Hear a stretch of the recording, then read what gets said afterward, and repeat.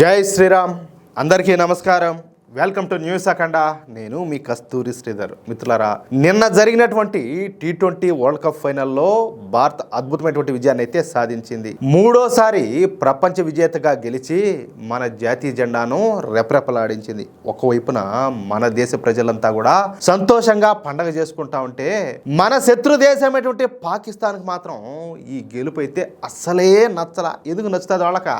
ఎందుకు నచ్చుతుంది అంటాలే, పాపం వాళ్ళ దేశంలో ఏది పిండి కొనేదానికి డబ్బులు లేకపోయినా పర్లేదు, కానీ భారత్ గెలిస్తే మాత్రం వాళ్ళకు కడుపు మట్టం ముదిరైపోతుంది. అంటే ఆకలితో సామాన్యనా చచ్చారు, కానీ మన గెలుపును మన సంతోషాన్ని మాత్రం వాళ్ళు చూడలేరు, చూసి జీర్ణించుకోలేరు.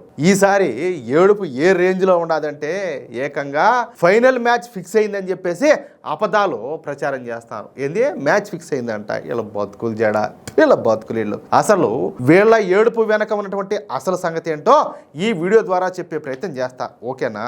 పాకిస్తాన్ మాజీ బౌలర్ అయినటువంటి మహమ్మద్ అమీరు ఈ గెలుపు మీద వింత వింత మాటలన్నీ కూడా మాట్లాడతాడు. ఈ మ్యాచ్ ఫిక్స్ అయిందని చెప్పేసి నోరు బారేసుకుంటున్నాడు. అసలు ఈ అమీర్ ఎవరో తెలిసిన? ఒకప్పుడు ఏది డబ్బుల కోసం దేశ గౌరవాన్ని అమ్ముకొని ఫిక్సింగ్ చేస్తా దొరికిపోయి జైల్లో ఊచలు లెక్కబెట్టి వచ్చేటువంటి పనికి మాలిన మొండమోపాడు. అలాంటి ఈడు ఇప్పుడు వచ్చి మనకు నీతులు చెప్తాడు. భారత్ గెలిచిందంటే ఏదో మతలబు ఉన్నదని చెప్పేసి నోటుకు వచ్చేట్టు కూడా వాగుతున్నాడు.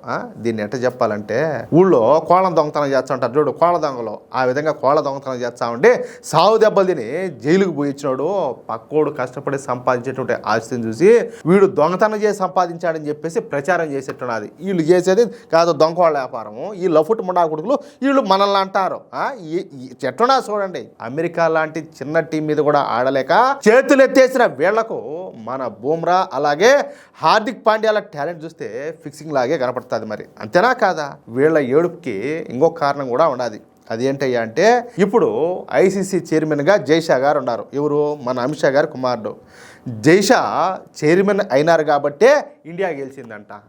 ఎంతటి పోరంబోకు మాటలు, ఎంతటి తెలివి తక్కువ మాటలు అంటే ఇయే మామూలు కాదు. చేతితో కొడితే పాపం మెట్టుతోనే కొట్టాలి అట్లా వీళ్ళు మాట్లాడేది. మరి నిన్న మొన్నటి దాకా ఆసియా క్రికెట్ కౌన్సిల్ చైర్మన్గా పాకిస్తాన్ వ్యక్తి అయినటువంటి మొహసిన్ నఖ్వీ ఉన్నాడు కదా.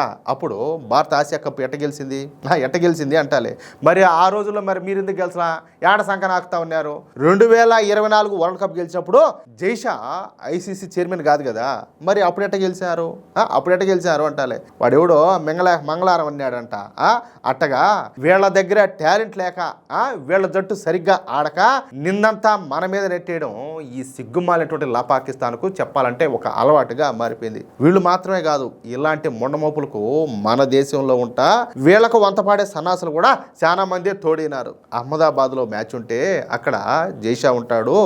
మోడీ స్టేడియం కాబట్టి ఫిక్సింగ్ అంటారు. ఇకపోతే ముంబైలో వాంకడే స్టేడియంలో మ్యాచ్ జరిగితే అక్కడ పిచ్చి మనకు అనుకూలంగా చేసుకున్నారని చెప్పి వాగుతారు నోటుకు వచ్చినట్టు. మీరు ఒక విషయాన్ని కనుక గమనిస్తే, ఇంగ్లాండ్తో జరిగినటువంటి మ్యాచ్లో కూడా చివరి వరకు ఉత్కంఠభరితంగా కొనసాగింది. అవునా కాదా? ఒకవేళ వీళ్ళు వాగినట్టుగా పిచ్చి ఫిక్సింగ్ చేస్తే అంత టఫ్ ఫైట్ ఎట్ట జరుగుతుంది? అవునా కాదా? బూమ్రా లాంటి వరల్డ్ క్లాస్ బౌలర్లు అద్భుతాలు చేస్తా ఉంటే ఆ ప్రతిభను కనీసం గుర్తించకుండా ఈ విధంగా పిచ్చి ఫూఫ్ మాటలు మాట్లాడడం వీళ్ళకే జల్తుంది. అవునా కాదా? ఇక్కడ ఇంకొక రకమైన జాతి ఉండదు. వాళ్ళు మాట్లాడేది ఎట్టుంటుందంటే, దేశంలో ఇన్ని సమస్యలు ఉన్నాయి కదా, దేశంలో ఇన్ని సమస్యలు పెట్టుకొని ఈ క్రికెట్ ఏంది, ఈ ఎంజాయ్ చేయడం ఏంది, ఇదంతా మనకు అవసరం అని చెప్పి వాగే ముండా కొడుకులు కూడా ఉన్నారు. అట్టని చెప్పేసి వీళ్ళేదో దేశం మీద ప్రేమత కాదు, ఇది ఒక రకమైనటువంటి అక్కస అన్నమాట.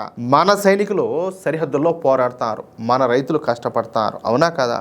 వాళ్ళందరికీ కూడా ఈ గెలుపు అనేది ఒక ఉత్సాహాన్ని ఇస్తుంది. అవునంటారా కాదంటారా? క్రీడలు అనేటివి దేశాన్ని ఏకం చేస్తాయి.